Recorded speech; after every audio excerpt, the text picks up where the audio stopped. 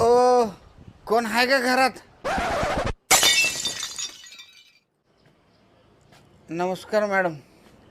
मी जेव्हा पण ह्या गल्लीतून मी जाता येता तेव्हा मला सारखं वाटते ह्या घराचा माझा काहीतरी संबंध आहे. माझं जन्मोजन्मीचं मागच्या जन्मीचं या घरासोबत काहीतरी नातं आहे. प्लीज मॅडम, तुमच्या घरात कोणतर म्हातारा माणूस असेल तर बोलवा. म्हणजे कसं आहे माहीत आहे का, मला बघून त्यांना काहीतरी मागच्या जन्माचं आठवलं किंवा त्यांना बघून मला काहीतरी आठवलं. हो, तुमच्या पाया पडतो मॅडम, बोलवा की प्लीज, बोलवा बोलवा. कोणतर म्हातारं बोलवा की. होय होय बोलवते.